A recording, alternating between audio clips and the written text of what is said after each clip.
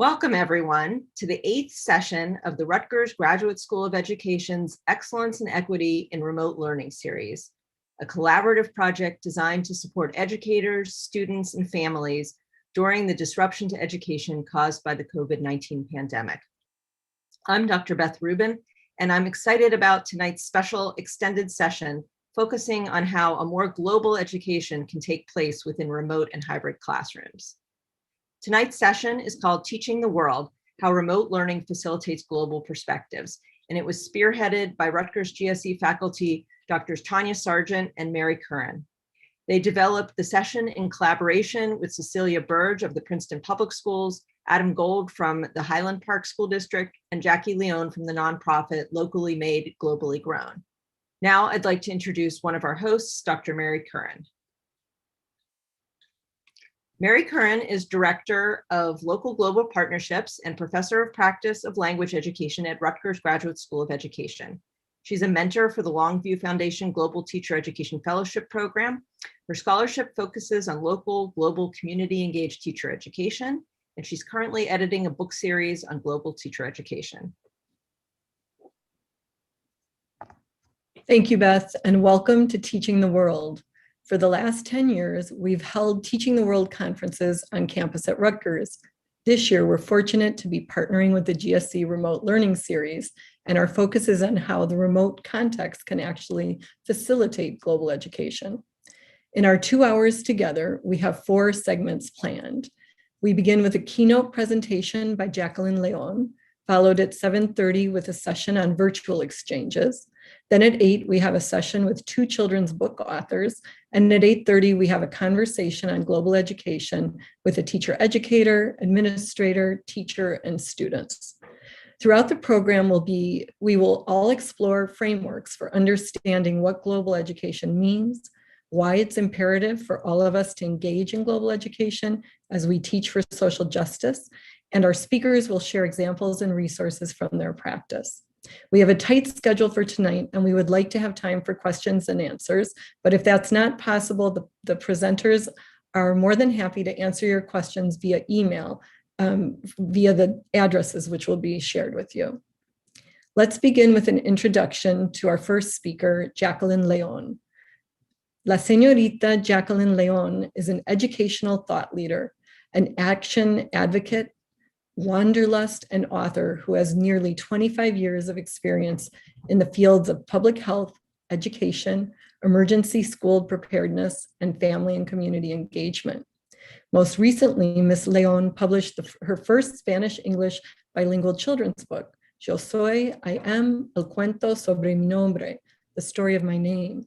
Ms. Leone's work is rooted in her love for family and culture. She has traveled to over 30 countries, and she is the founder of Locally Made, Globally Grown.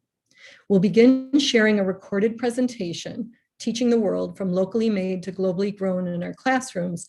And after, Jackie is here live with us to speak to you as well. Welcome, Jackie.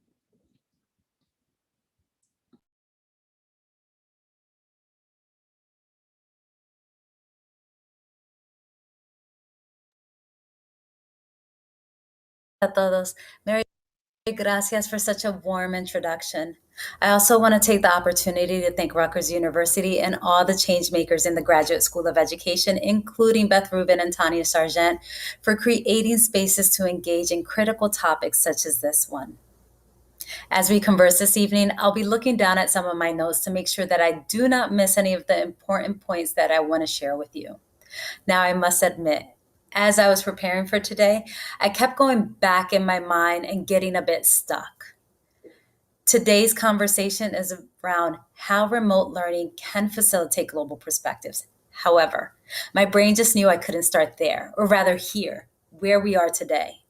Barbara Love's work reminds us that there's this tendency to jump from awareness to action without wholly thinking through how history, context, injustices, and inequities often embedded in our very own education system impact where we are currently, where we need to be to actively and strategically course correct, and how we need to proceed forward if we are actually committed to having the discussions around integrating global perspectives in teaching and learning.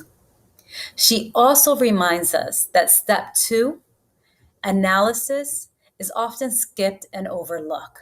Step 2 allows us to think critically about the root causes that impart injustices and inequities in our communities of learning.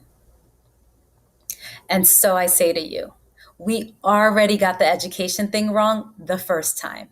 Let's make sure we do not get global education wrong just for the sake of doing it. So I ask, when I say global education, what comes to mind to you? For some, it may be international exchanges with classrooms around the world. For others, it may be increasing our awareness of current events and issues from other parts of the globe. Yet for others, it may be conversations about how local actions can impact global issues. For example, in our science class, we may talk about how global climate change can be impacted or mitigated by planting trees in our very own backyard. These are all very exciting conversations. However, no matter your idea of global education, we cannot create sustainable, responsive global education pedagogies without first addressing the racial and social injustices that persist in education around the world, and particularly in the United States.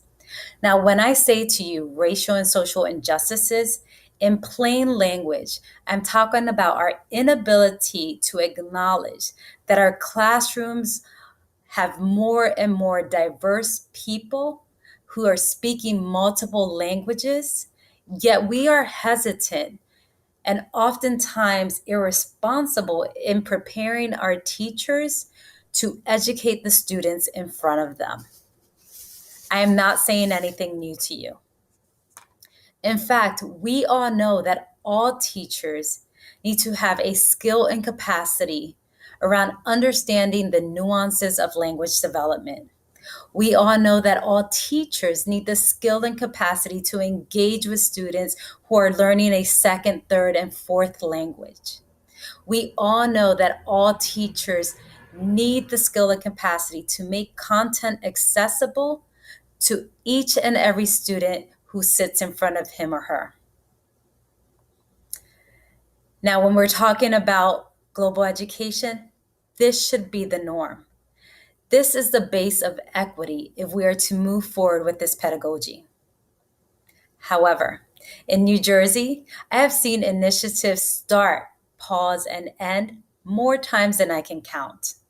We are still doing pilot programs for evidence-based practices that we know work and belong in our classrooms.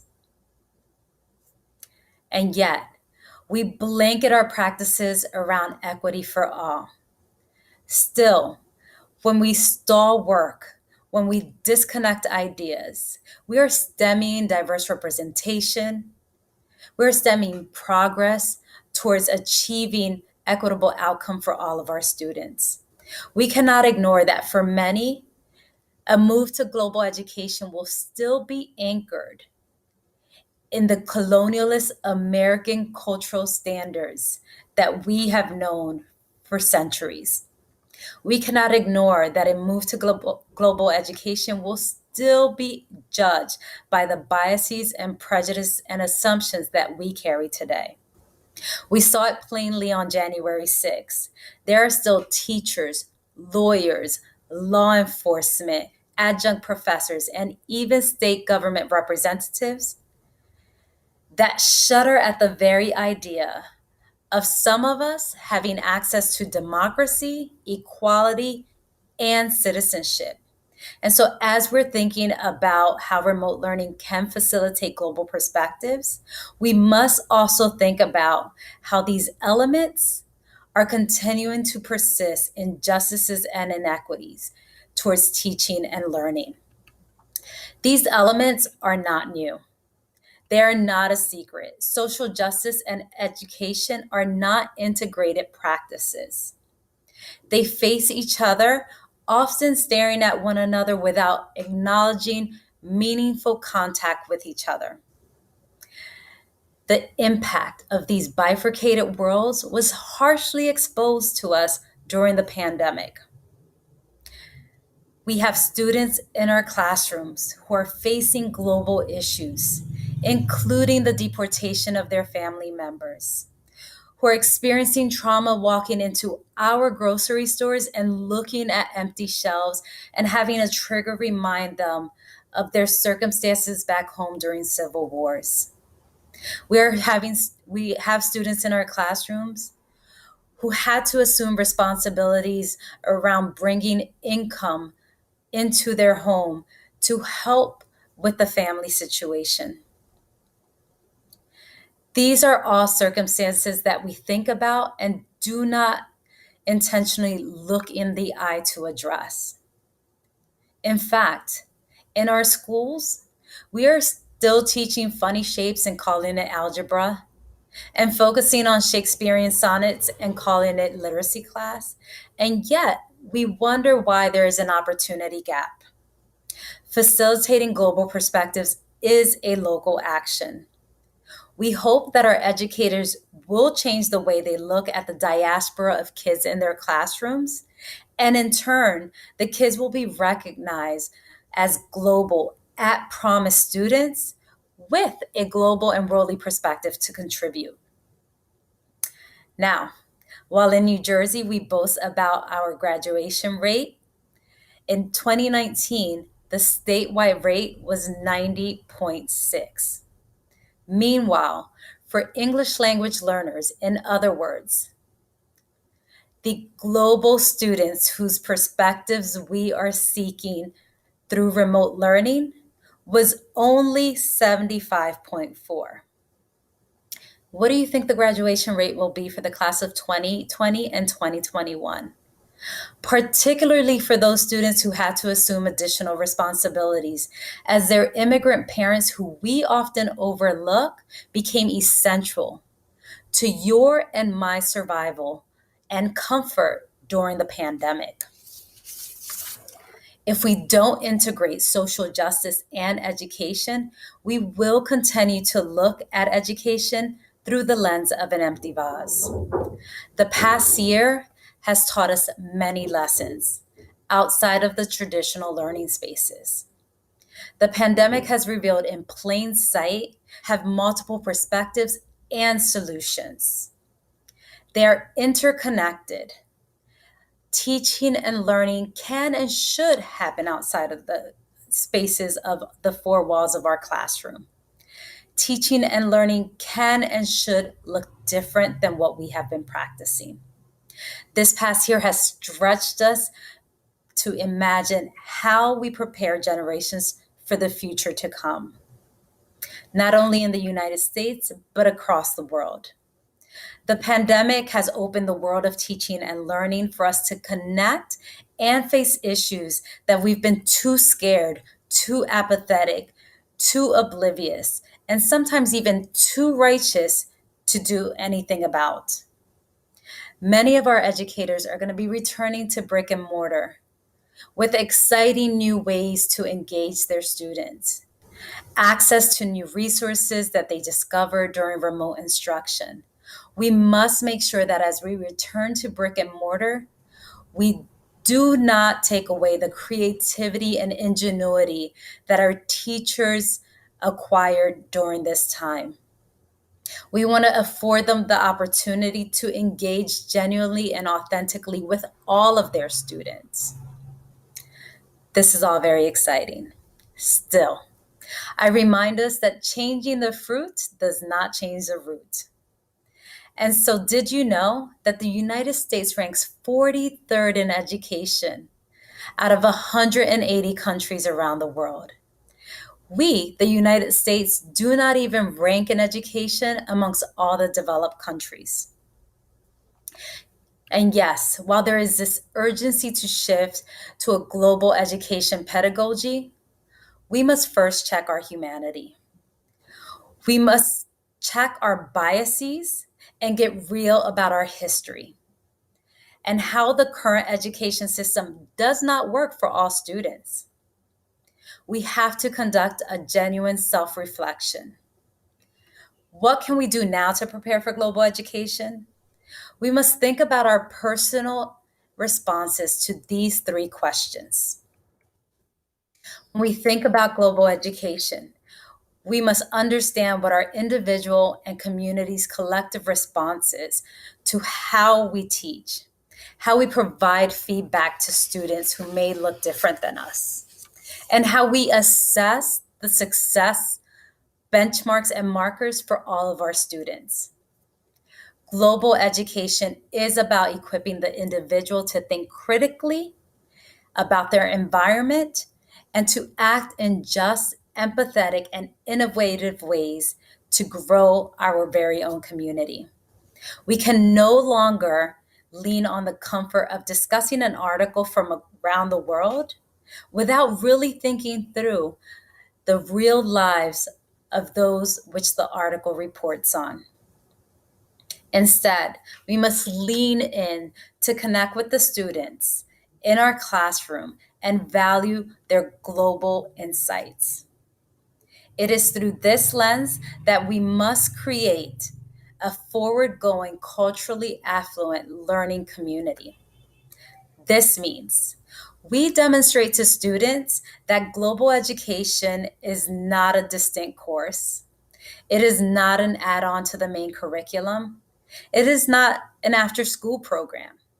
It is not something that happens allá, over there, but not here. It is something that happens within our very own globally connected families. Global education should not require a special or separate certification.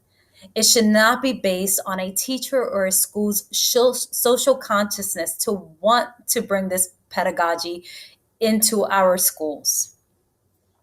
And so while our move to remote education has opened up opportunity and will continue to open up spaces to connect and explore with the world around us, I urge you to take a step back and to not look at global education through the sanitized lens and point to it with anthropological curiosity. We often do that. We often do an othering in education and learning. And so I want to remind you that as we move to this pedagogy, that we think critically about challenging ourselves, the educators, the school administrators, and the state leaders to continue to think empathetically and innovatively around the issues in front of us. We need to make sure that teaching and learning happens within the cornerstones of social justice, sustainable development goals, and basic humanity. This is not rocket science.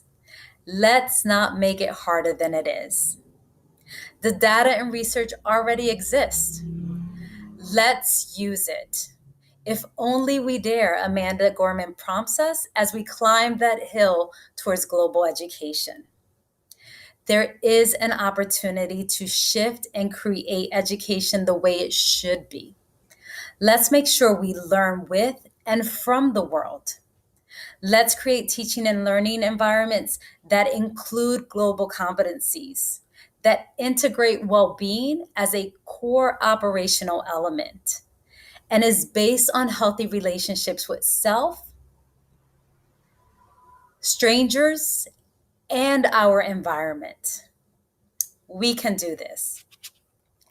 First, let's create a norm of engaging children of all backgrounds to recognize that they are at promise and that their global experiences have value. Now, if a $1 trillion company like Google doesn't get it, let's just do it ourselves. Let's use the student photo release forms that each and every student has in our schools, and let's create a bank of images and videos that represent the students and their families in our classrooms. Let's use this resource we already have. We do not have to reinvent the wheel. We just need to explore and expand how we think about what we are using. How do we use it? And let's engage our students. Let's assign the photo and video gallery project to students so that they can contribute through their eyes. Let's create this bank so that we can search and use in education, because representation does matter. And of course, let's not forget to give students credit towards graduation for this 21st century skill that they acquire, demonstrate, and master. Second, let's establish an expectation for building relationships. Educators, we must engage in dialogue with our students and their families. We must listen. We must check our own personal biases, assumptions, and prejudice. We must work not only to teach, but to understand the student in front of us. I challenge you. Right now, think of one student. Let's commit to learning the story of their name. I also challenge you to engage in the My Name, My Identity campaign and really get to know each other beyond the surface level. Third, let's teach on purpose and make education relevant, practical, and connected to the experiences of our students. There are students in your classroom right now that are failing math. These are students who are able to convert currency rates from their home country to the US dollar in an instant, based on their experiences selling fruit on the side of the road. So I say to you, let's get on the curriculum writing committee. Let's challenge what is taught, how it is taught, and how it is assessed. Let's review and assess policies that were written 20, 30 years ago for a different set of students, and think about how we can review these policies and make them relevant for the students today. And finally, let's shift the responsibility from resilient students to a resilient education system. The notion of resiliency suggests that we can be punched and come back stronger. We expect students to be resilient amidst an inadequately funded school with racist curriculum and a system not built equitably for all students.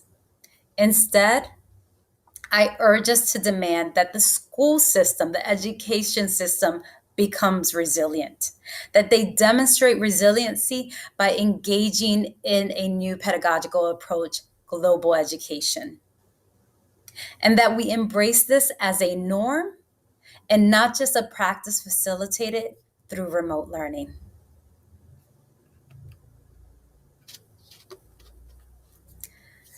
Thank you very much for the opportunity to be here with you this evening. I want to thank you for listening and learning with me. I do invite you to provide any feedback using the QR code in front of you. Simply open up the camera app on your smartphone, point to the QR code, and click on the browser that appears on the top of your screen. And for the first 3 people who do provide feedback, I will send you a personalized copy of my bilingual children's book, Yo Soy, I Am, El Cuento sobre mi nombre, The Story of My Name. Yo soy Jacqueline León. I am la fundadora de Locally Made, Globally Grown. Thank you.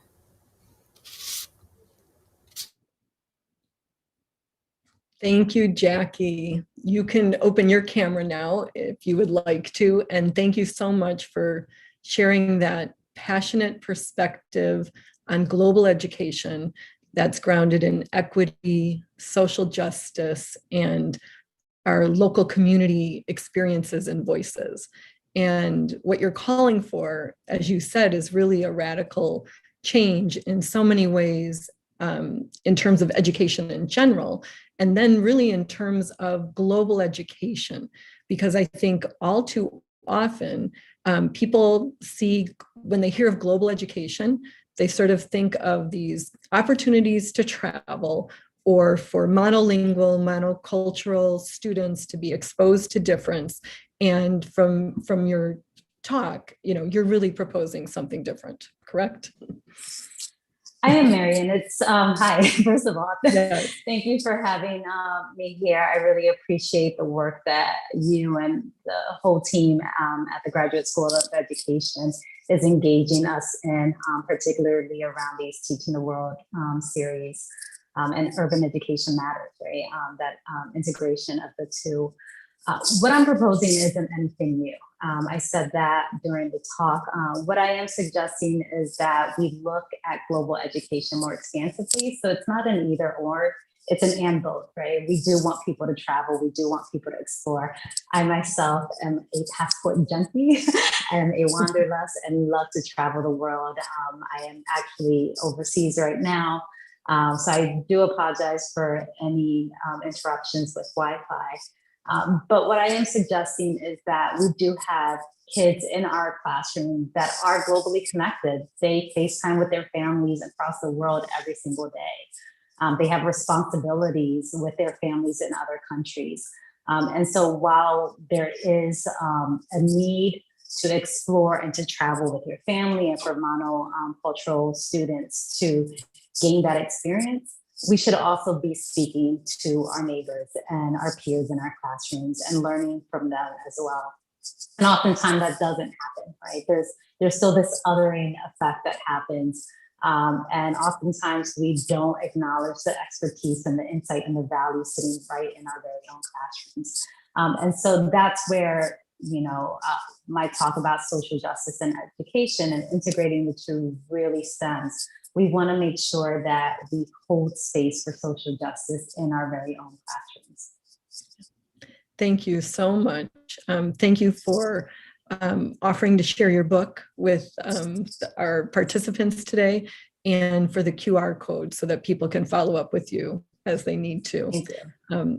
Unfortunately, I think we're going to need to turn now to the next session on virtual exchanges, but thank you so much, Jackie, for taking the time and sharing your presentation.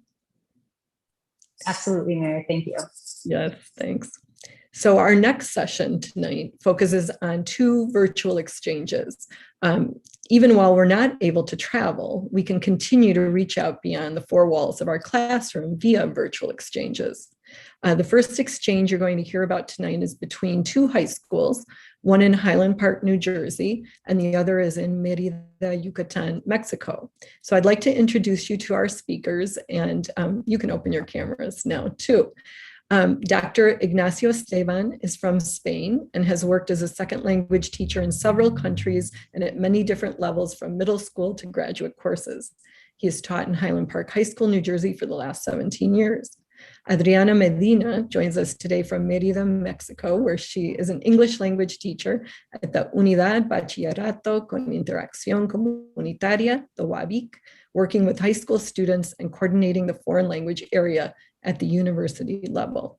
Ignacio and Adriana are here to share a virtual exchange program that they've been collaborating on for several years. So welcome. Gracias, buenas noches. Okay, we will share your slides for you now. Okay, so we want to start sharing with you some virtual exchanges and how these build relationships and build bridges between our students.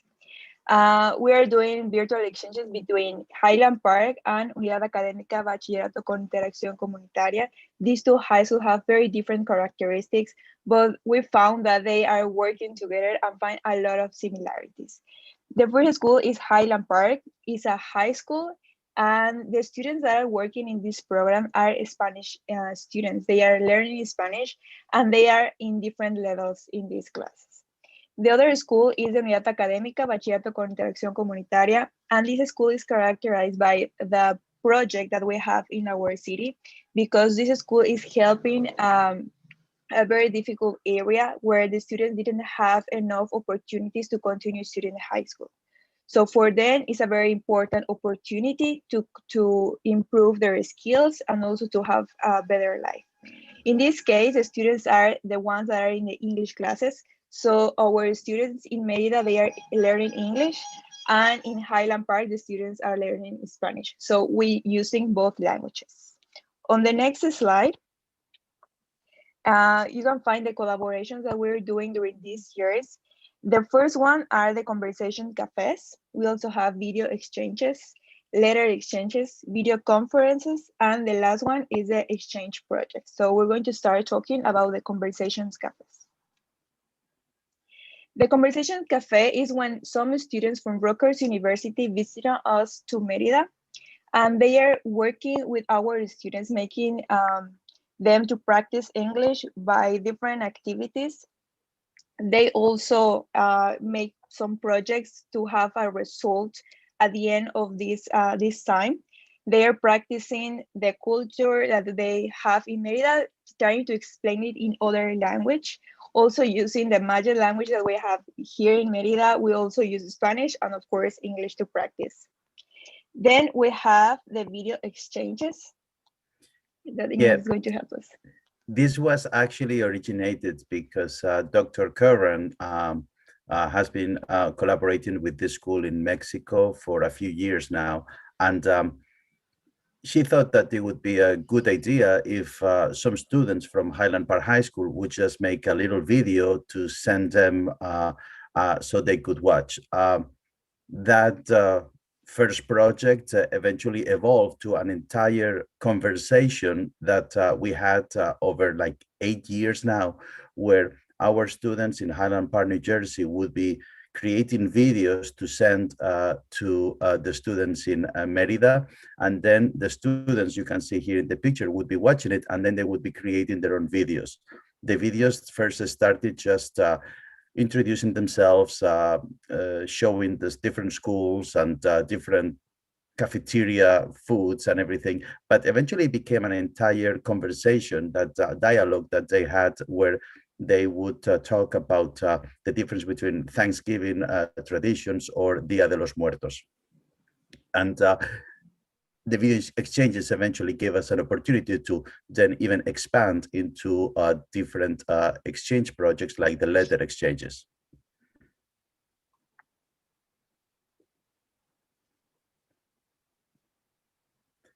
Adri? Okay. The letter exchange was a result of the video exchanges. Is when the students were trying to connect with other students, and this activity was very interesting because we found the different interests that they have according to politics, about migration, about other things, and also they start drawing on their letters. We also found that they always want to stay in touch with the other students. They wrote their Instagram, Facebook, and everything because they want to continue talking to us. We have to erase that information because, you know, we have to take care of the kids. But it was amazing to see how they use this project, this school activity, to bring it in their lives, to continue learning a new language and sharing their culture and a lot of information. They found that they have differences, but also a lot of similarities. And we also use this activity to give them feedback in classes, because we use some of the sentences and check grammar and teach grammar and vocabulary using their own products that they were doing, like, oh, it's something fun for them, but we also use it in class to help them to improve their grammar and different skills. Then we have the video conferences. This was kind of something that we started also 3 years ago, and it kind of got us ready for remote learning. We actually had our students being taught by our Mexican colleagues some master classes, and that also gave our students here in the United States a wonderful opportunity to not think about other educational systems as deficient or defective, but that they actually could learn a lot from them. To actually have our students be taught remotely by our Mexican colleagues, and they went from literary devices in Spanish poetry to more simple conversation pieces. It actually gave our students a very good understanding of not just the educational system in Mexico in this case, but also how the educational theories are a little bit different in other countries. And finally, we just finished last project that Adri is going to talk about. Yes, the last project that we're doing is a virtual project. We try to do something in where the students can share their own culture and their mother tongues, because we think that is very important for them to bring this to the school, to their classes, to feel comfortable, and also to find how these mother tongue are very important, talking about different languages that they're learning every day. So here we have a video in where we can share the activities that we were doing.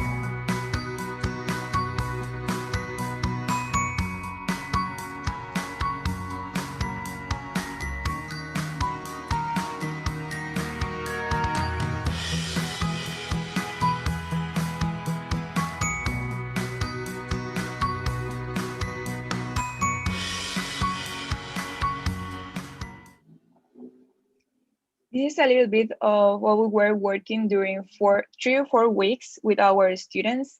In this time, they were talking and sharing the things that they have at home and how they communicate with their parents and how that communication is important for them. And bringing to the class and bringing to these teams with the students, they found they have lots of similarities, like different words and activities that they do. For example, they found that they love memes and how the memes can connect them. Even though they don't understand Spanish, English, or other languages, they understand it in all the situations. So it was very nice to see how they can be close, even if we are in very far locations or we have in very different situations. The students can have a moment when they are together and learn from each other. It also helped our heritage learners of Spanish participating in this project feel proud of speaking Spanish. Way too many students who speak Spanish at home, they are a little bit shy of using Spanish in public. And with this particular project, they felt not only proud of speaking Spanish, but they also felt proud of the Spanish that they spoke. Also, there is a tendency to associate certain Spanish exchanges as Spanglish or not proper Spanish. And with this project, they felt not only validated, but they also felt that the way they speak at home with their friends was also a reason to celebrate and a reason to study with other students. Yeah, and also in the case of students in Mérida, it's important to mention that they are not pushed to participate in this project. Is if they want to participate, then can participate. We are not giving extra grades or some extra motivation for them. And at the end, the result is that more of our students are trying to learn more about languages and try to improve their skills. So it's something very important for us as teachers to see those results in our students and see that all this work that we're doing together is having a very, very good results, and the students are taking advantage of that. And that's pretty much our presentation. We have added our email addresses. Please feel free to reach out to us with any question. We will be more than happy to answer anything that you have. Thank you so much, Adriana and Ignacio. It's interesting to hear about this virtual high school exchange. We are going to go now to an elementary virtual exchange, which will be shared by two teachers, Preeti Singh and Kim George from North Brunswick Township Public High School. And then we can have some questions for both presentations at the end. So feel free to put questions in the chat. We'll try to get to those. So Preeti Singh is a fourth grade teacher who has been teaching for over 17 years. She's a Rutgers alumna and has a master's degree in education from Walden University with a specialization in integrating technology in the classroom. She's very passionate about looking for non-conventional ways to excite students when they learn.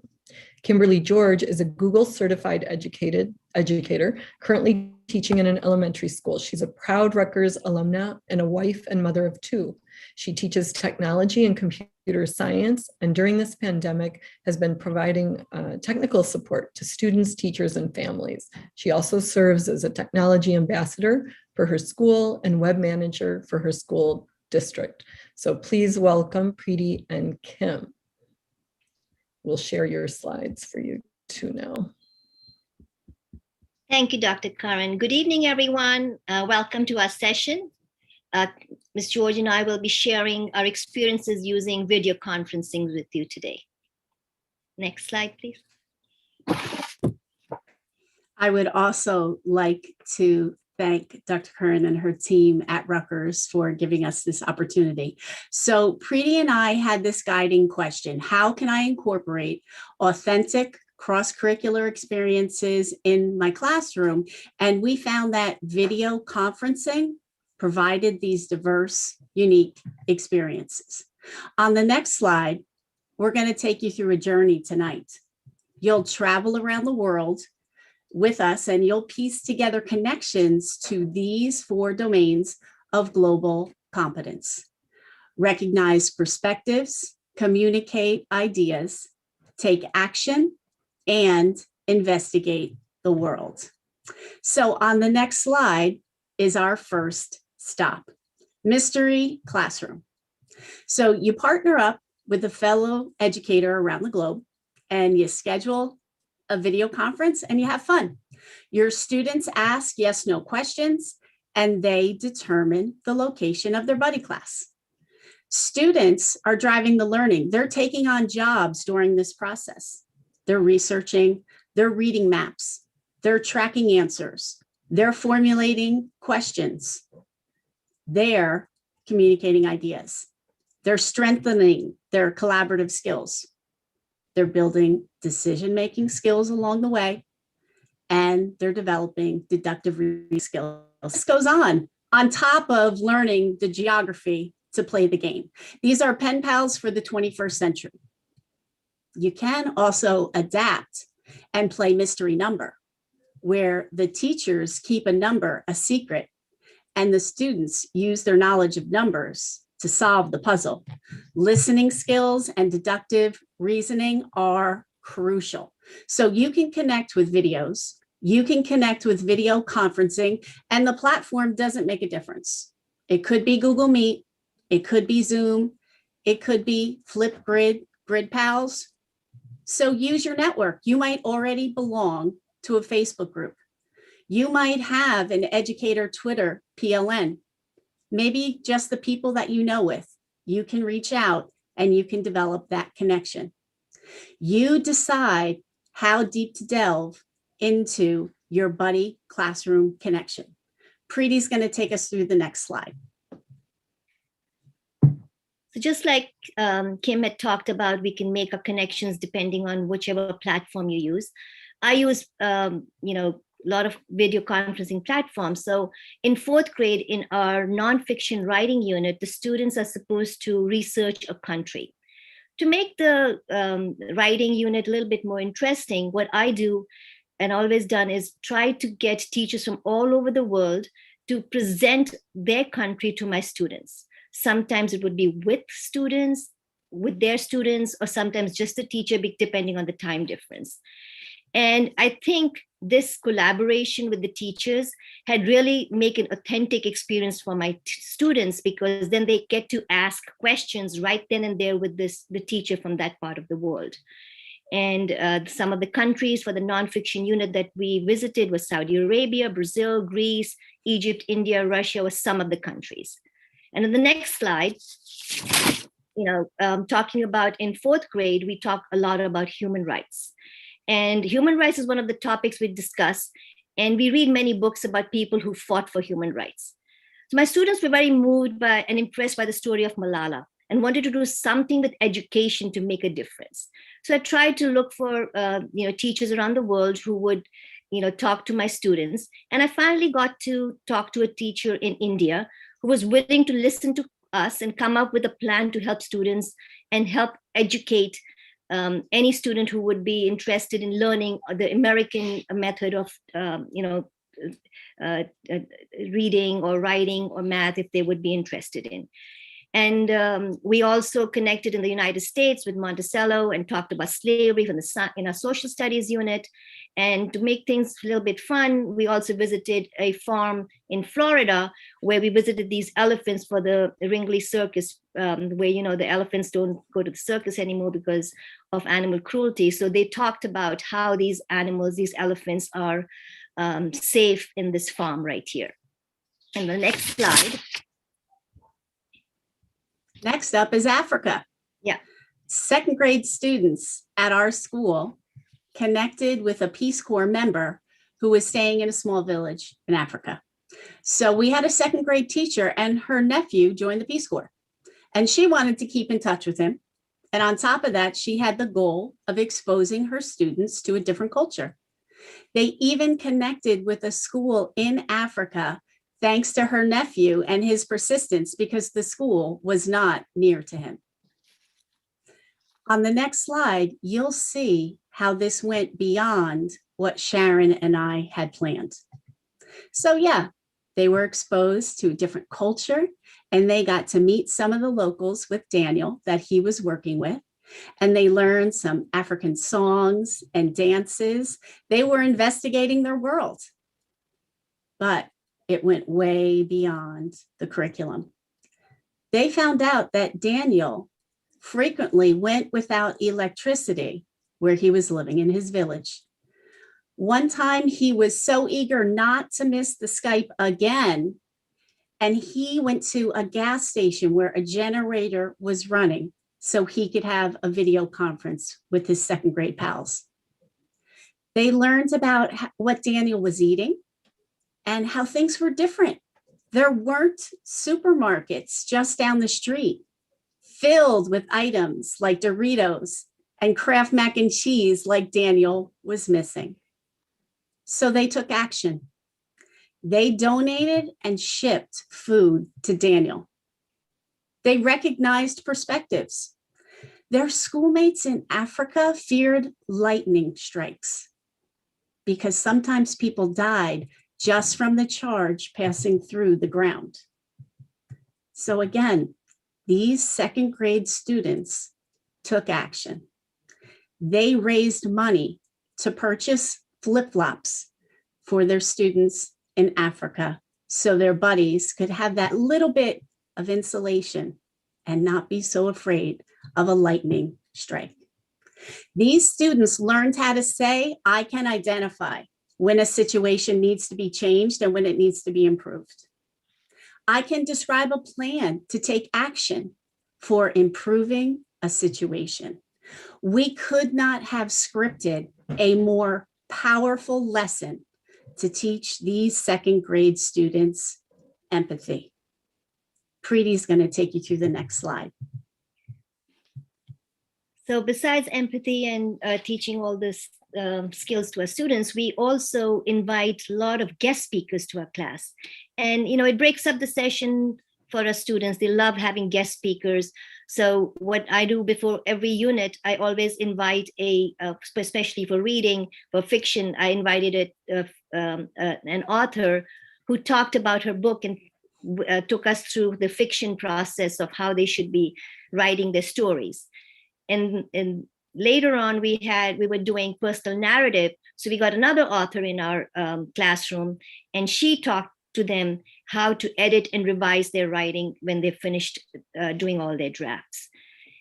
A couple of years ago, one of my students, my students were having a tough time studying for a science test.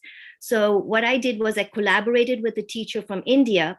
I sent her all my review that I was reviewing with my students, and the teacher from India and I collaborated and studied together with my students for a science test.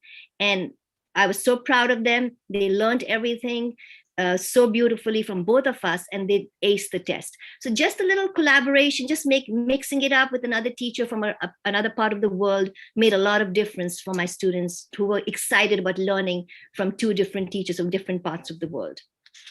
And the next slide. So I have been doing video conferencing, Skyping for over 10 years in my classroom, and I loved it. I loved the experience, the excitement my students had every time we would do Skyping. But last year, the pandemic hit, and I was like so determined to give the same experience to my students who were virtual that I used to give to my students who, when we were in the classroom. So I can proudly say that I have given the same experience to my students virtually that I used to do earlier. The only difference, like what Kim was talking about, the mystery Skype and the mystery number Skype, that I haven't, tried it because it requires more collaboration with students when they're together. So besides that, we still got to do our nonfiction writing, and we did all the teachers from all over the world who did helped us with the nonfiction writing. We also visited Monticello for our slavery and the social studies unit. And this year, we especially did a shock visit, a virtual shock visit with somebody from Scotland. This particular shock visit was from Scotland, from it was really exciting. What I really enjoyed about the virtual and hybrid teaching for virtual teaching, the video conferencing, was this time grandparents were involved. They sat down with their child or their grandchild and enjoyed the virtual tour with us. And I have got numerous emails, texts from these grandparents and parents who experienced it with their child, and they were amazed that we could go out beyond the classroom and learn so many things. And they really appreciate that what we were doing for this. And the next slide. So you can see that all these experiences with video conference met so many of the global competencies that Kim was talking about earlier. They communicated ideas with the nonfiction writing unit by talking to students and teachers around the world. They made observations about an audience's response or listened to their feedback.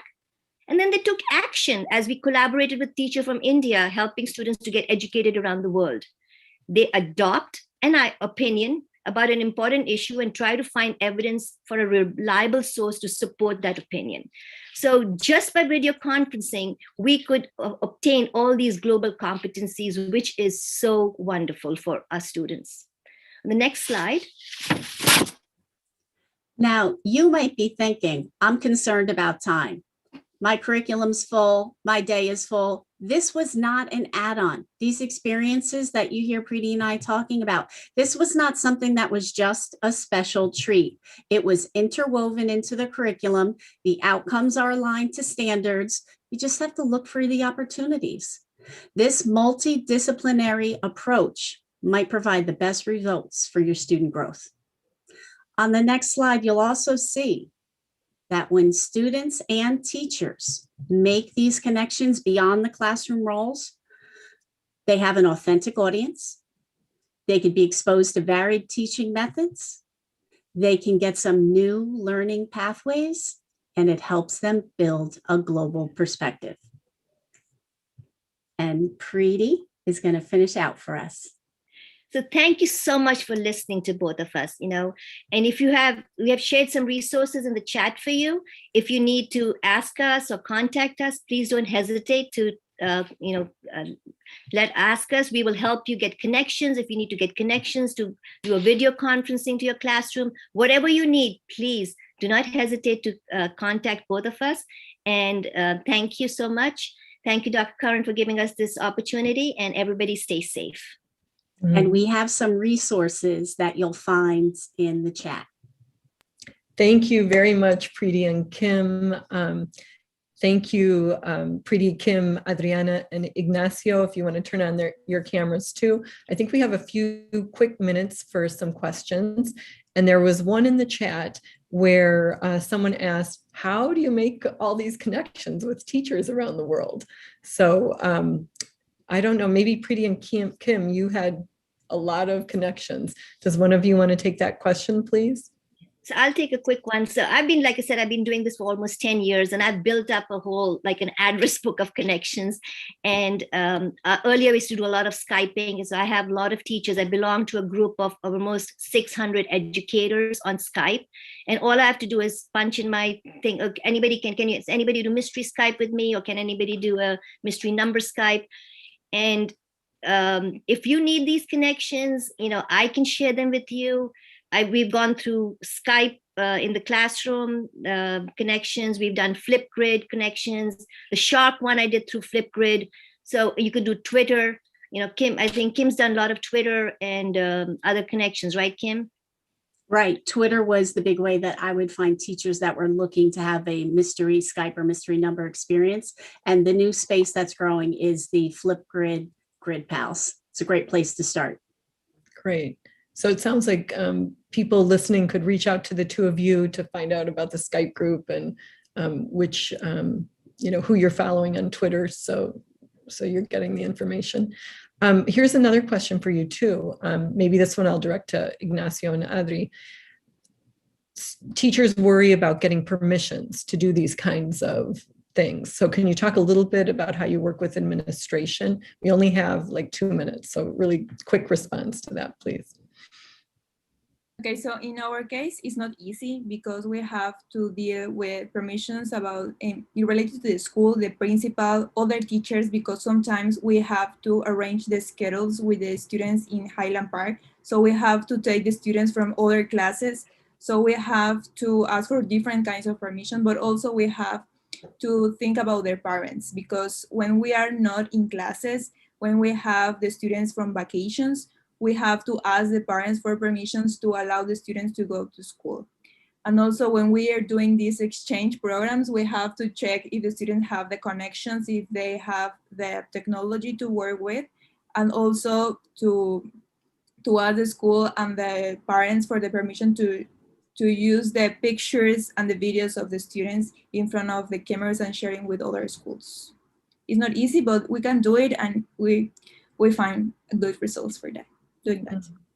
I would also add that it's very important that we involve our administrators in what we do.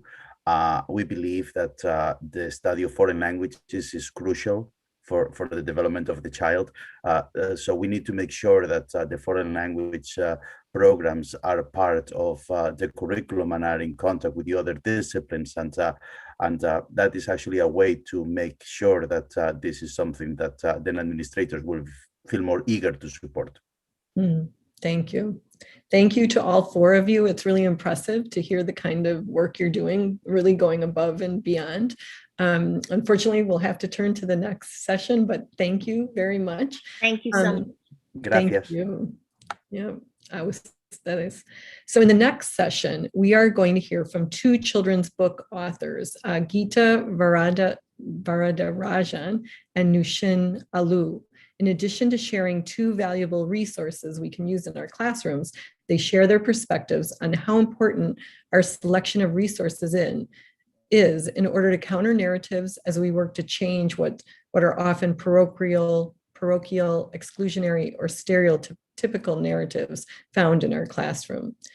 So let me begin by introducing Gita Varadarajan, author, teacher, and social activist. She moved to the US 10 years ago, and her experience as a new immigrant inspired her to co-author Save Me a Seat, a middle grade novel that touches on important themes of immigration, cultural difference, the danger of assumptions, and friendship. Her new picture book, My Bindi, is to be released in spring 2022 and celebrates the South Asian identity and culture. She holds a master's degree in literacy education from Teachers College, and she's worked at Columbia University, the College of New Jersey, and currently teaches fourth grade at Riverside School in Princeton, New Jersey. Welcome, Geeta.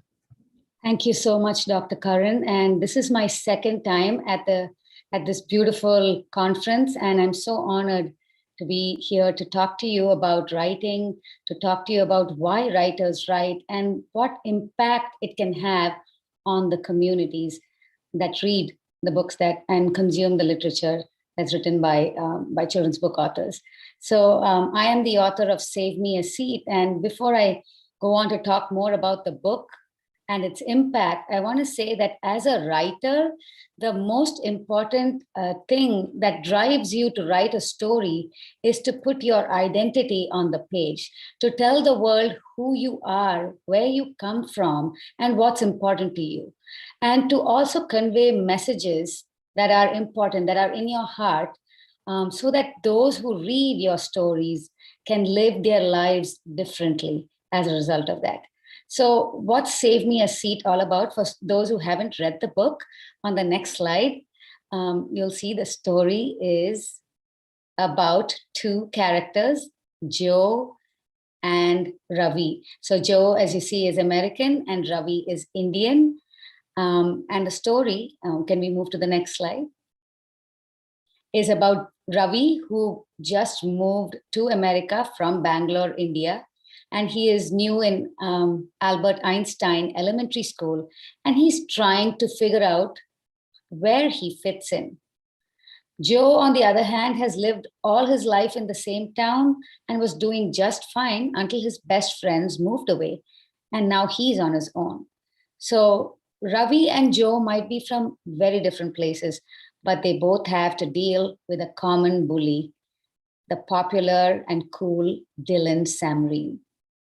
Now, Dylan Samreen is an American Indian. And the whole thing in the book is the tension between the fresh off the boat Indian Ravi and the American Indian Dylan Samreen, as well as the friendship that develops between Joe and Ravi.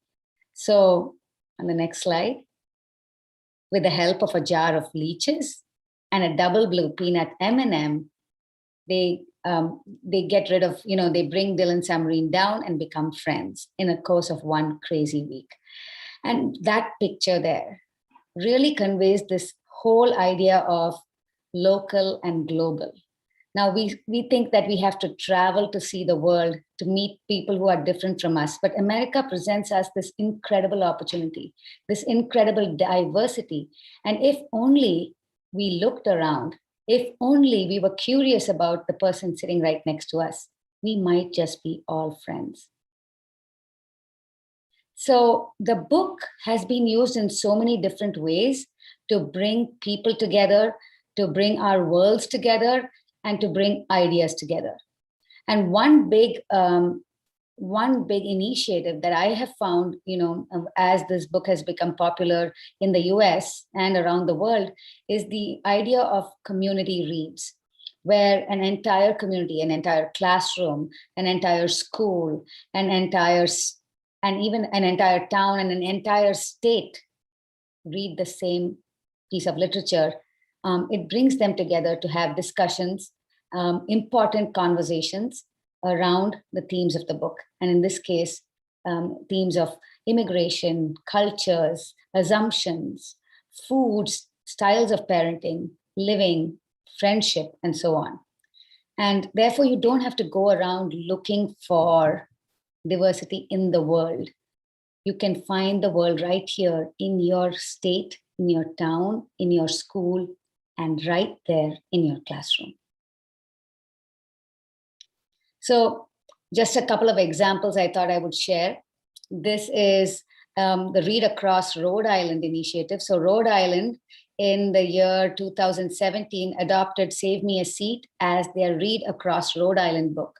And they invited me and Sarah Weeks, who's my co-author, for the grand celebration. And we celebrated food, specifically Indian food. And lots of, librarians came and we shared food. There were stalls that were open for people to discover more about India. And you can see here, this African-American girl learning how to play cricket. We move to the next slide. There was Indian dance, and we had a whole audience of a very multicultural audience, who were appreciating these young Indian girls doing the Indian dance. And so it gave them exposure to a culture that was very different from theirs. And it also gave Indians who were there in the audience mirrors, so they could feel that their identity was valued in this country. There was a Mehendi stall, so we celebrated Indian art form. And then, of course, we read aloud the book. There was a skit. And just look at the audience. This is a very small snapshot of that, but you have a very multicultural audience who, the book had brought these people, all the people in the community, together.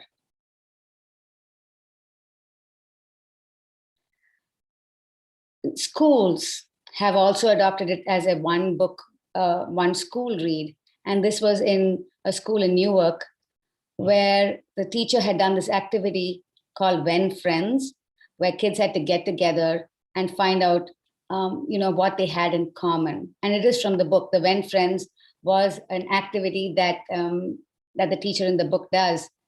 And so they adopted that in their classroom to get kids to know each other. We move to the next slide. Yeah. And there you go. That bulletin board in Newark just says it all. It is not our differences that divide us. It is our inability to recognize, accept, and celebrate those differences. And then if you look there, it was all about kids coming up with their identities and thinking about how they were similar rather than different from each other. We move to the next slide. In Neptune Public Schools, it's a primarily African-American community, but they invited me to talk about Save Me a Seat there. And why? Because across cultures, across races, we all have similar issues. And in this particular eighth grade class that I was talking to, we talked about identity and thinking about who we are and where we come from, which is one of the biggest themes in the book. And then in Chicago, there was a big wall where students and teachers and other communities in the school were talking about how they say words in different languages. And language was then another way to get together as a community, again, using the book as a jumping off point for this particular activity, and then several conversations that flowed after that. Move to the. And so what I want to leave you with is that we do not have to go looking around the world. We do not have to travel. The world can be there right there in your classroom. And I'm reminded that on January 6th, when the terrible incidents happened at the Capitol, I ran a community platform, and we had a session where we invited parents to come and talk and vent and discuss and just have a space to think about what was unfolding in history as it was unfolding. One of the parents talked about how she's finding it very difficult to talk to her daughters about race and about these differences, because she said that, when I was young, I went to Africa, and in Africa, I saw what was happening and I understood more about the world. When she said that, an African-American lady who was also there in that same Zoom call said to her, "You don't need to go to Africa. I'm there right next to you. I wish you could talk to me." So all I want to leave you with is a new friend could be sitting right there next to you, and local and global merge all the time. Geeta, thank you so very much. Yeah, that's very inspiring to think about the world right there in our classroom. And unfortunately, we overlook that often. So that's a very powerful message. Thank you to leave us with that. Now, let's see, we are going to turn to Nushin Alu. I'd like to introduce you all to her. She is a global strategist, writer, and former US diplomat. She has lived in Egypt, Lebanon, India, Ghana, the United Arab Emirates, and Syria. She was inspired to write The Adventures of Layla and Ahmed in Syria during the Syrian civil war, while working with refugees in Jordan and Greece. Nushin's mission is to change the narrative of places associated with conflict through the power of storytelling and art, fostering appreciation for the beautiful cultures and historical monuments in these conflict areas. Nushin holds a master's degree in Arabic from the University of Damascus and an MBA from the Wharton School. Welcome, Nushin. Thank you so much. I really appreciate you having me, and thank you to all the amazing speakers and organizers of this event. It's been truly inspiring and eye-opening. I'd like to begin with the story that led to the genesis of The Adventures of Layla and Ahmed in Syria. I was walking through a library one day looking for a children's story for my nephew that would teach him about foreign cultures. I must have found about 100 books on France, England, Germany, pretty much every European country you can imagine. But where were the books on the Middle East, or even any country in Africa, or so many other places? How many of you would think of seeking out a book on Syria to read as a happy bedtime story to your young children, as you would a book on Europe? I can't see your hands, but raise your hand if you would. I believe it's something most of us wouldn't naturally think of. And that shows how deep our unconscious bias is against countries such as Syria and its citizens, which are repeatedly portrayed in the media with stories of war, destruction, and terrorism. The story of Syria is a personal one to me. I completed a master's at the University of Damascus and spent some of the most wonderful years of my life there, immersed in a society of ancient artisans and art, living in a place where my neighbors didn't speak English, yet went out of their way to help me survive in a nation where things are done very differently from my home. Syria isn't a country that is represented in great numbers here in America. Most of us in the US don't have an Arab, let alone Syrian neighbors who might provide an alternate narrative to what we hear in the news.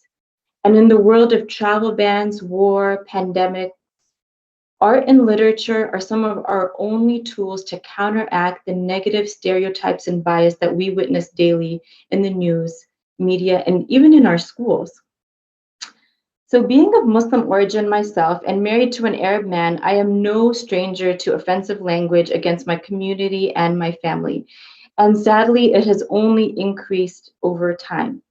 In many ways, I've had to learn to accept it or ignore it when people shout racist slurs to me or my children, or tell us to go back to our country.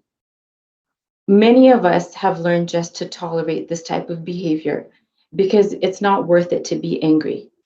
Even so, when the Syrian war began, I was devastated at the negative, biased rhetoric I was hearing on the news. What could I do? I was tired of fighting this hatred and the bias. So how could I show people what I had lived and experienced in a different way? This was the genesis of The Adventures of Layla and Ahmed in Syria, a children's book, a happy book, not a book about war, but rather a book filled with adventure, with local Syrian art and cultural education that showcases the beauty of a country we only often associate with the rubble of war. You can go to the next slide. The book was written as part of Beauty Beneath the Rubble, which is a project that aims to change the narrative of places associated with conflict, address xenophobia, increase diversity in literature, and counteract the negative news cycle. The format of the book, we can go to the next slide, is that of an adventure with two main characters, Layla and Ahmed, finding and solving clues that take them on an adventure through the cities of Syria.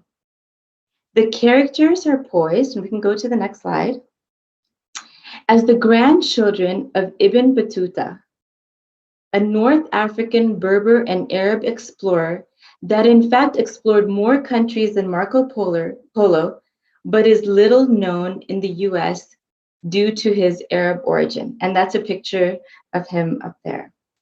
So why did I choose a children's book as the medium for change? It is one of the only mediums where we appreciate art in a tangible format in our homes. It is a medium that transcends generations, with parents, grandparents, and children all enjoying the same text and photo.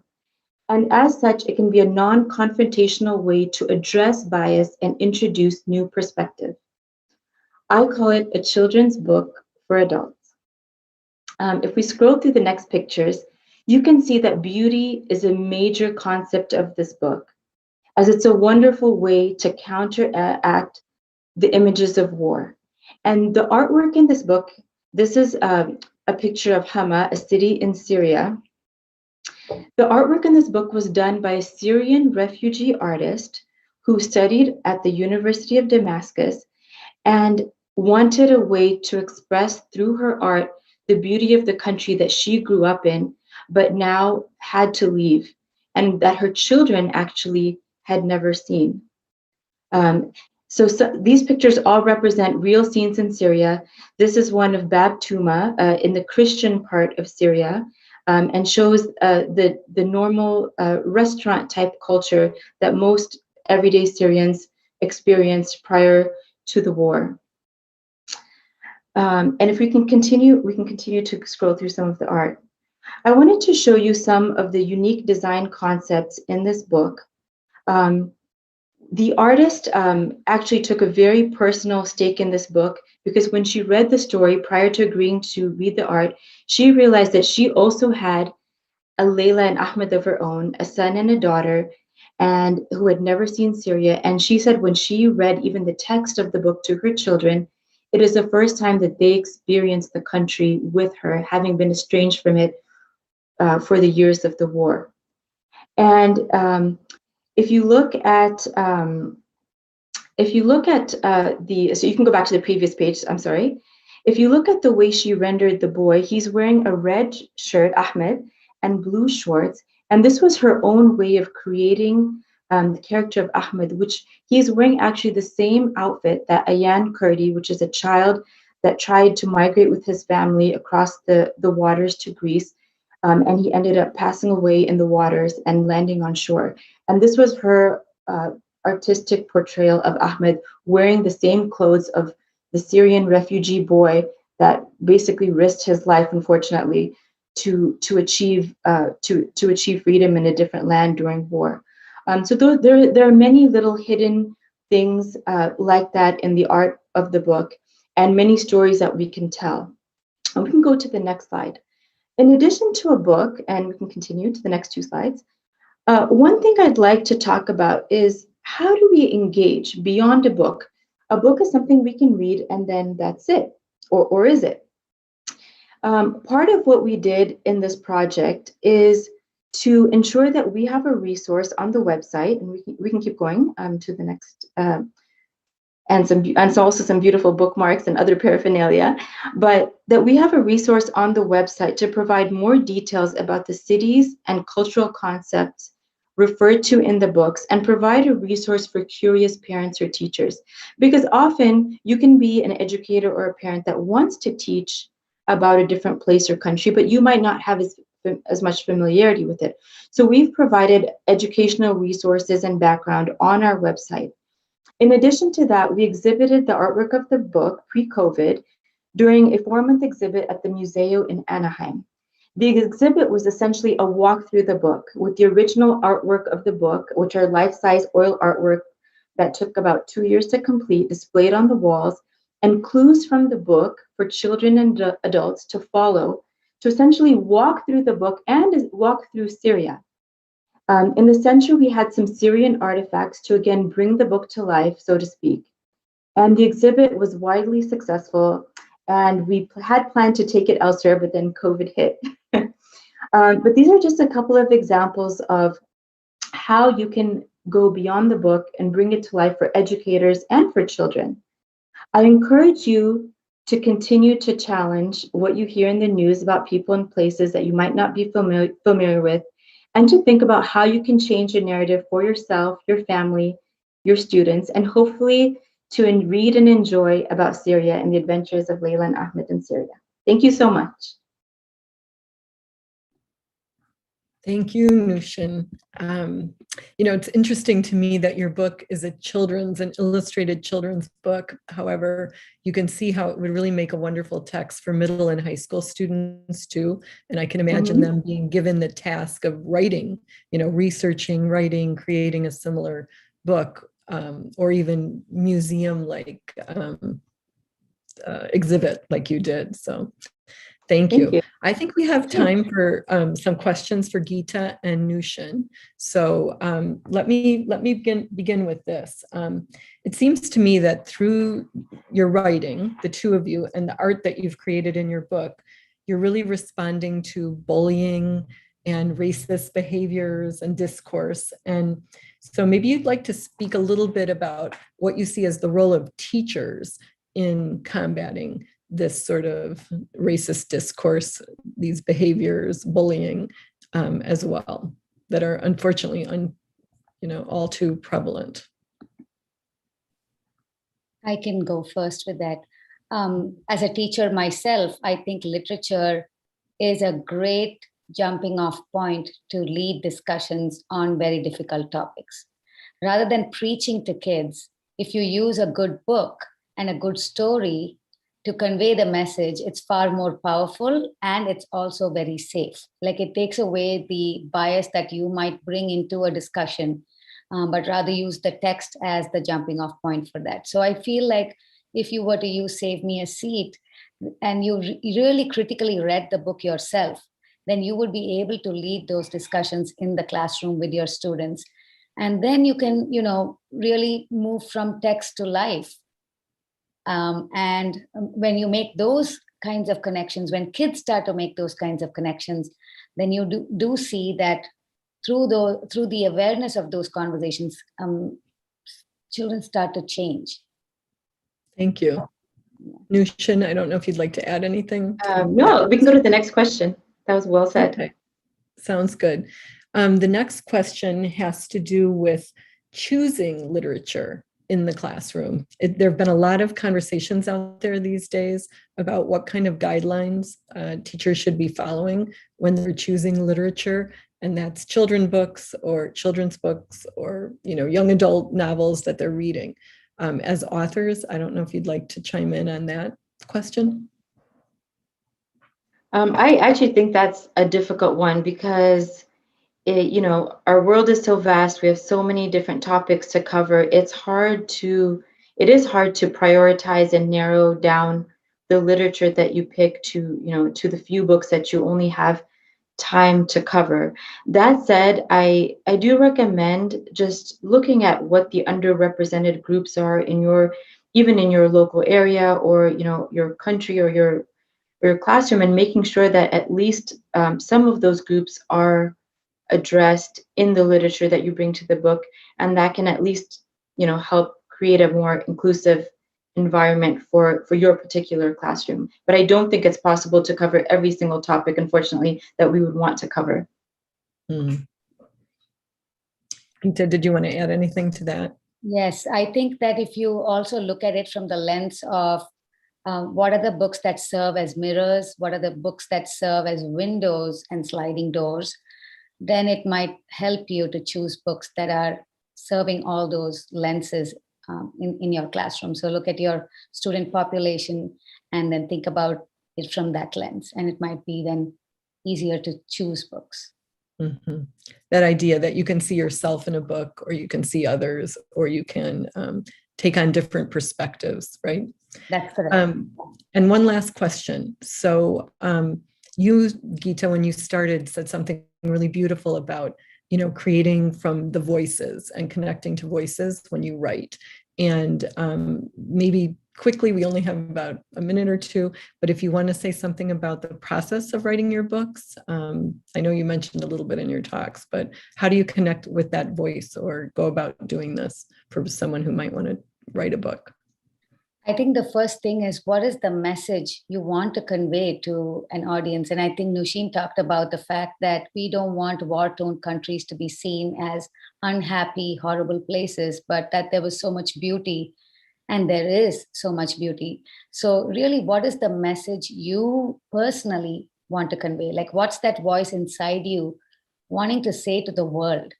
What do you want the world to know about who you are and where you come from and what you believe in? And I think that's the voice you need to listen to first and foremost before you write any story.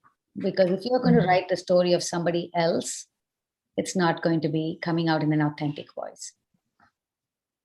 Very true. Nushin? I definitely agree. I think that's the best place to start. And then also think about what's fun, what's enjoyable, what's going to, because a book is part education, but also I think in a story is also entertainment. And if you can mix education and messaging and entertainment, you have the perfect combination to really change, to really pass your message on and change a narrative. And it's a very unique way to do so. So that's what I would add. That's true. When we talk about global education, we talk about taking action, and creating art or creating literature is a wonderful way to take action for all the reasons you've suggested. Thank you both very much. I think we'll turn to the next session now, but it was really wonderful to see the images you shared and the stories you shared with us today. So thank you. Thank you. Thank you. Much. I am now going to introduce you to Dr. Tanya Sargent, who will moderate a conversation among our next group of speakers. Tanya is an associate professor of education, culture, and society at Rutgers Graduate School of Education. She is a 2020-21 Longview Foundation Global Teacher Education Fellow.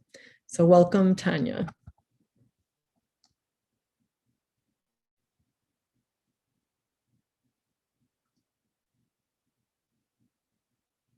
Has she put her camera? Sorry, Tanya, I was muted. I am sorry. No, you were muted. Okay, good. Thank you. We're ready for you. Thank you. Thank you, Mary. Now we will have 3 speakers who will engage us in a critical conversation on global education in action. Our first speaker for this section is Dr. Niloufar Guler. Dr. Guler is Associate Professor of Education and Director of EDD programs at Rutgers University. Her research focuses on English language learners' education and the globalization of teacher education.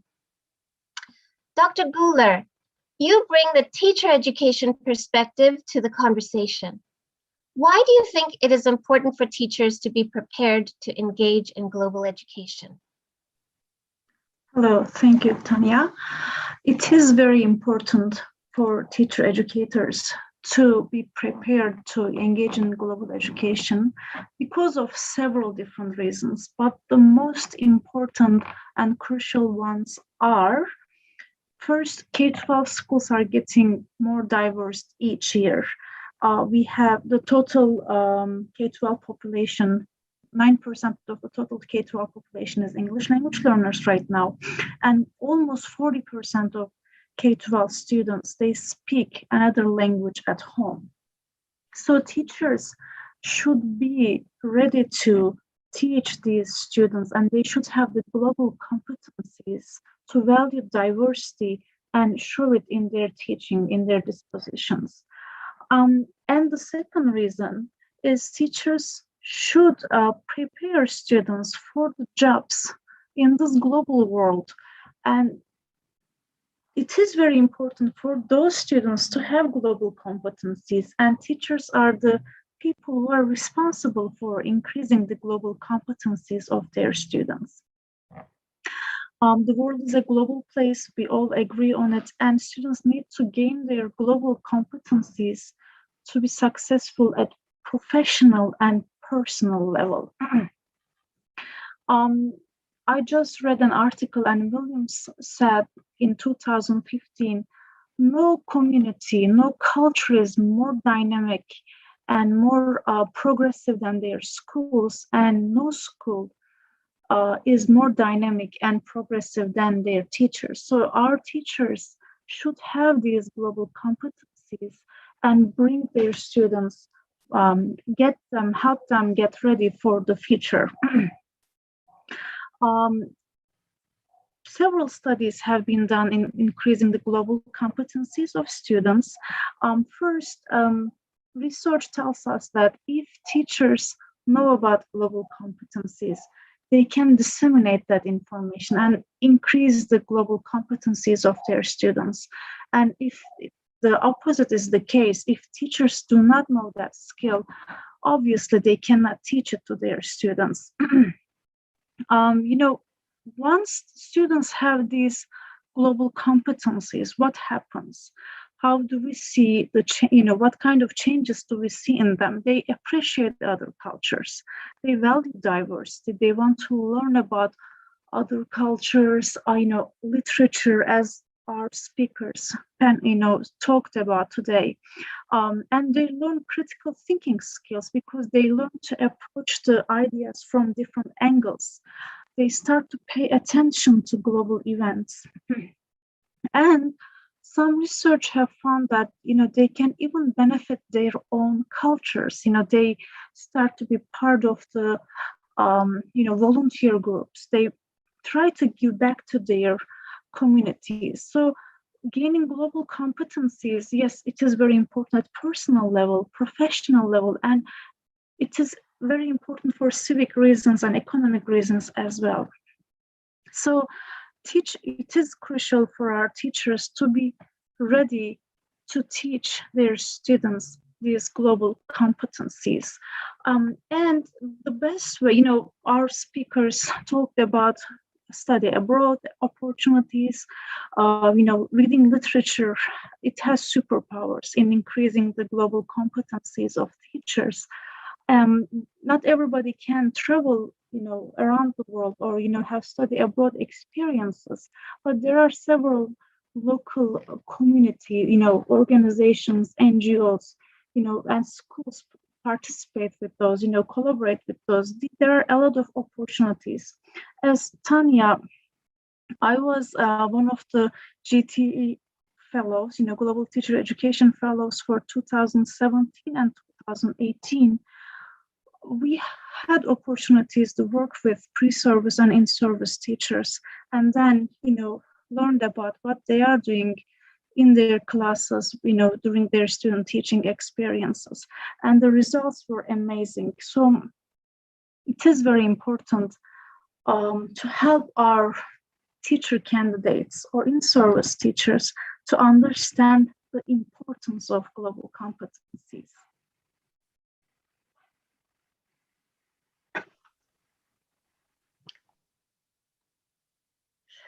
Thank you so much, Dr. Guler.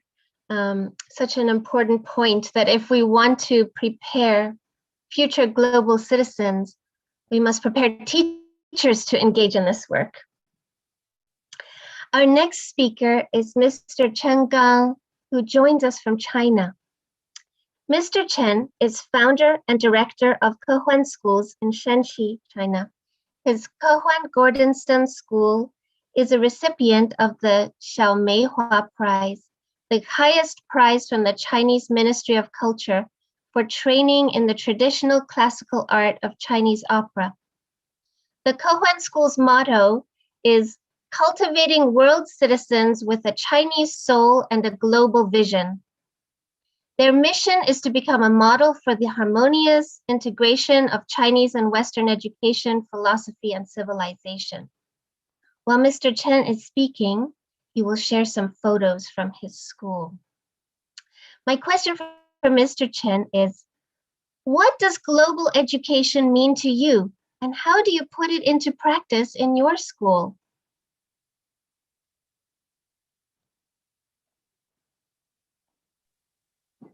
Hello. Thank you for your question. Okay. So first, we have to understand the concept of global. My understanding of being a world citizen is that you have to be prepared to make your own unique contribution to the world. The concept of global takes into consideration all of humanity with all the diversity of culture, language, and so on. To be a part of global civilization means that it's your responsibility to contribute your own unique part. We need to have two visions. One eye needs to be on the whole world so that we can cultivate an awareness of the globe. The other eye needs to be turned inwards to cultivate an understanding from the inside of who we are, where we are from. It's important that we value our own identity. Okay, this is a picture of our school. This is how we think of global education at our school. We invest a great deal in the design of our school curriculum. In our curriculum, we teach about Chinese traditional medicine, Chinese classical literature, Chinese opera and arts, Chinese martial arts, and so on. Our curriculum design group draws on the holistic perspectives of Chinese philosophy. This is our contribution toward culture and civilization. As for the global awareness component at our school, we offer language classes in English and Japanese. We have teachers who come from Africa and Europe. Our science and math curriculum come from England. Our key challenge right now in further promoting global education is that our students who have limited opportunities for exchange with different countries. If any of the New Jersey teachers who are listening to the presentation tonight would like to have their students interact with our students, we would be thrilled to develop connections with you. My email contact information is in the chat. Please do reach out to me. Our students would be delighted to share what they are learning about Chinese traditional arts and culture with your students, and to learn more about your students' perspectives and experience. Another challenge that we have is that we would like to teach more of our academic content in English, but we are short of qualified human resources. We would be happy to receive applications from among the graduates of Rutgers Graduate School of Education to come for short or long-term positions at our school at any grade level from kindergarten through the end of the high school. Please do reach out to me if you are interested. Okay, these are the pictures, our Chinese culture, the Chinese opera. Yeah, this is the government, central government give us a kind of the honor to give us a prize, an award. prize. Yes. Yeah. Thank you so much, Mr. Chen. Such a fresh perspective on how to think about the interplay between the local and the global and our own unique contributions. And I'm sure that some of our teachers in New Jersey would be delighted to contact you and to set up some virtual exchanges based on their inspiration from the previous speakers. Okay. Our final group of panelists are Mr. Adam Gold and his students. Adam Gold is a social studies educator, model UN advisor, and global citizenship coordinator at Highland Park High School. He's traveled to China multiple times to visit schools, and he offers opportunities for his students to visit Mexico for student exchanges. Adam is joined by two of his students who are seniors at Highland Park High School and who are enrolled in the Rutgers Highland Park Global Citizenship Program. As part of her Global Citizenship Project, Elizabeth Martinez is studying Latinx representation in her school, and Roberto Soler is studying the impact of US interventions in Latin America on national contexts today. My question for Mr. Gold and his students is, could you please talk a little bit about your Global Citizenship Program and how your ideas of global education and equity have changed, if at all, during the pandemic? Sure. Thank you, Dr. Sargent, and thank you to Rutgers GSE for hosting this. In terms of global education, I think as a program, we think of global education as teachers and students accepting together that we are collectively a part of a global community that we can learn from and that we can give back to. This program is designed around the idea of global citizenship. So it's a recognition of what our rights and responsibilities are as members of that community. And the program is a collaboration between Rutgers GSE and Highland Park High School. When we first started it, we thought about the idea of global education and global citizenship in terms of how it can be measured. How do we know that our students are actually developing the global competencies that we've talked about? How can we measure it by the time they graduate, or at least attempt to? So we use Asia societies for global competencies, and we ask students to show what they've learned when they have gone through the high school. They have to have studied 3 years of world language, participated in community service projects, participated in certain clubs, taken certain classes, and all together they demonstrate that they have the capacity to be global citizens, and they have to complete a senior project.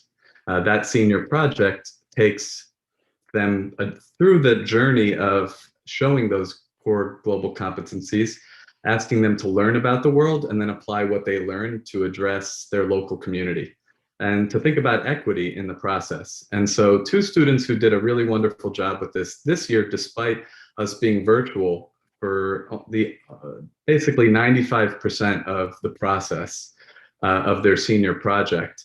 They did a wonderful job still addressing equity and still learning about the world. And Elizabeth and Roberto are here to talk a little bit about their projects. Elizabeth, do you want to start off? Thank you so much for having us here. This project is important to me as much as it is for Roberto, because this project is who we are, and we want to share that with the students also, no matter like where their background is from, right? And this project is no longer ours, it's like the community's, because it's really important to address that all students are not acknowledged, right? And my research began mainly focusing on sexism in Latinx, Latin American countries, and it focused on sexism towards women, right? So my club was going to be targeted towards girls, but throughout my research, I found out it's more than just that. It's a bunch of people who are not being represented in the Latinx community. So that's really important, something that made me like realize that's a big issue that's going on. And overall, in conclusion, I realized that students cannot participate, cannot be involved in school if they aren't being acknowledged, right? and most of that is, you know, part from the student and like their peers. But students that I've talked to in the club, and they've addressed that they feel like they can't be involved with their school when teachers or other members of the community aren't helping them. So hopefully with this project that can help change a bit and help students feel more involved with their school.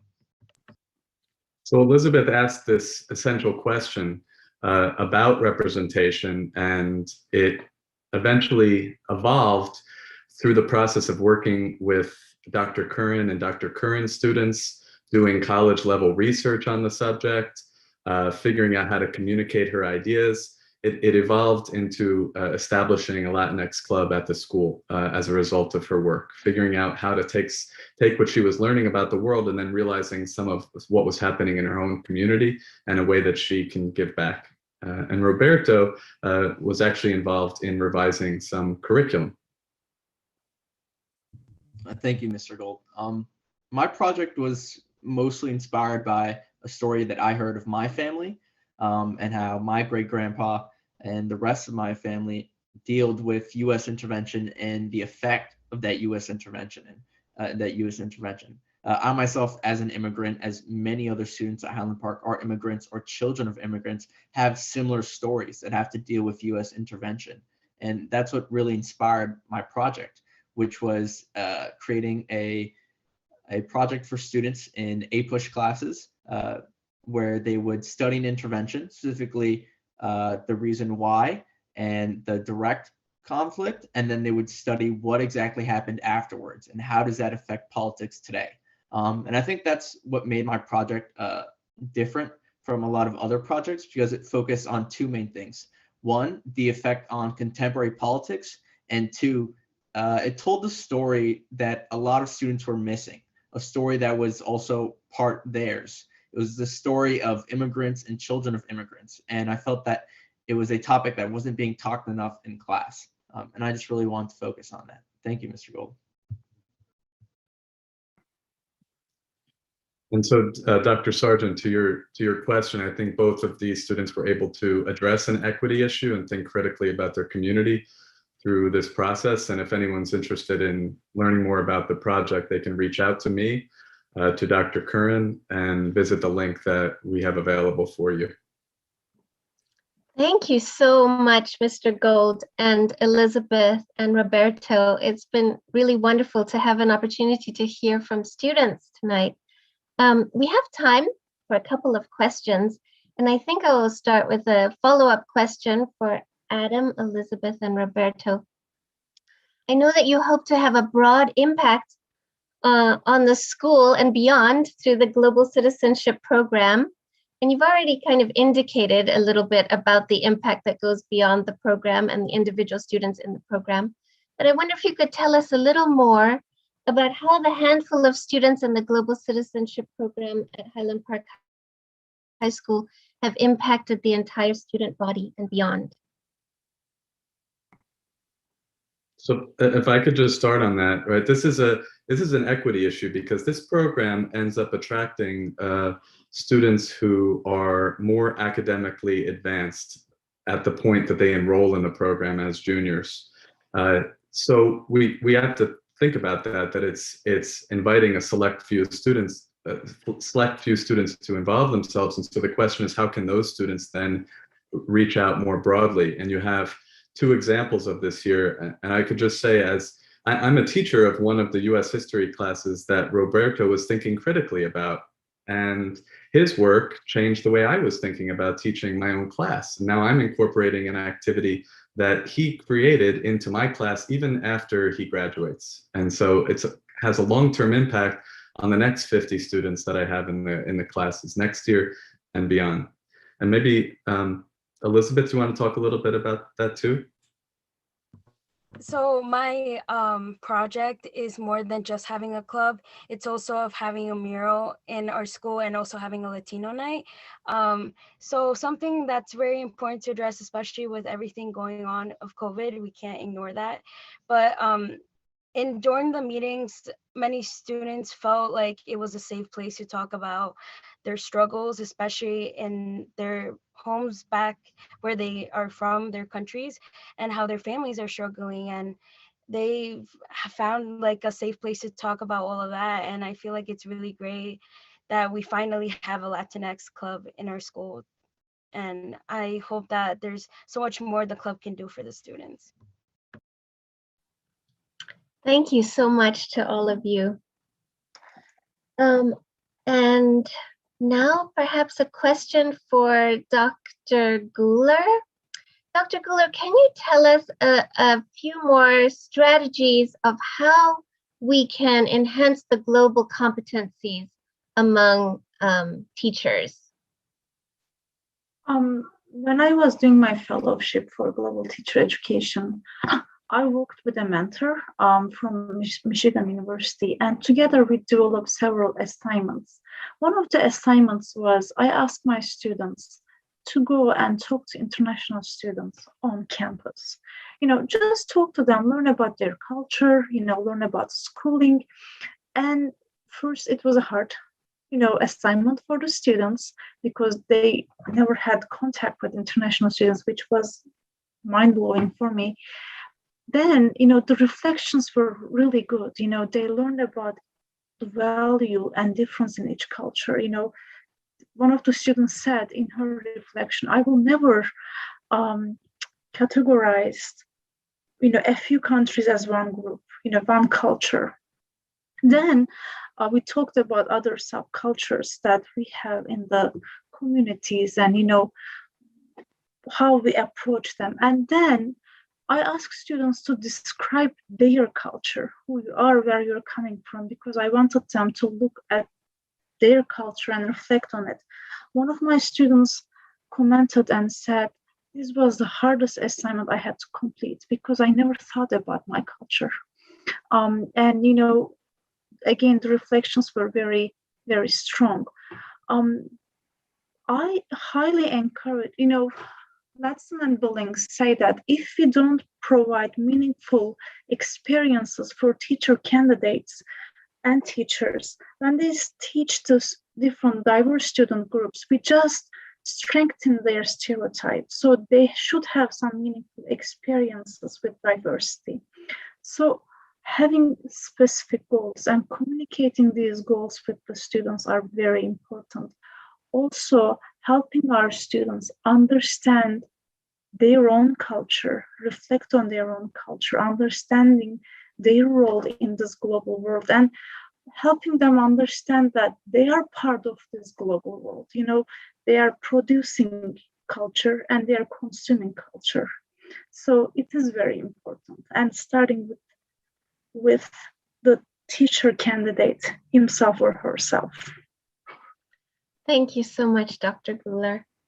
I'm sure others have other questions. Please do contact our panelists in this critical conversation on global education, and please do reach out to Mr. Chen to set up some virtual exchanges of your own. I'll turn it over to Mary. Thank you to all of our panelists. Yes, thank you, Tanya. Thank you to all the panelists and all the speakers today. We're approaching the time we must close the webinar. However, as you've heard, all the presenters have said they're more than happy to answer any questions you send via email, and they're looking for partners. So please reach out if you're interested in developing a partnership. We've heard a range of ways you can consider amplifying the world in your classroom, how you can value the global experiences of our linguistically and culturally diverse students and engage in local global inquiry with all the students in your classrooms. We want to encourage you all to engage in local global education, guiding your students to develop their global citizenship as they investigate global issues and their impact on our local communities, understand multiple perspectives and ways of knowing, and take action in our local communities.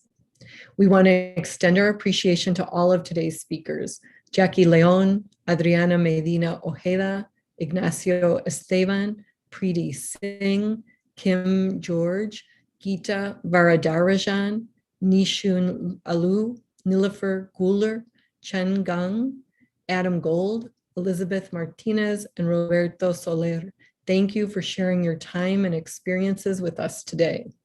On behalf of Tanya and myself, I'd like to thank the remote session leads organizers, Beth Rubin and Jessica Hunston, our chat coordinators, Shannon Chin, Dion Phillips, and Leah Perez-Curran, and Corey Weber for technical support. And we send our appreciation to all those on the session planning committee as well. And thank all of you for joining us. I'll turn the screen back to you, Beth. Thank you, Mary. And thanks so much to you and Tanya for leading this incredibly rich and engaging session. And I'd like to thank you, our audience, for joining us here tonight.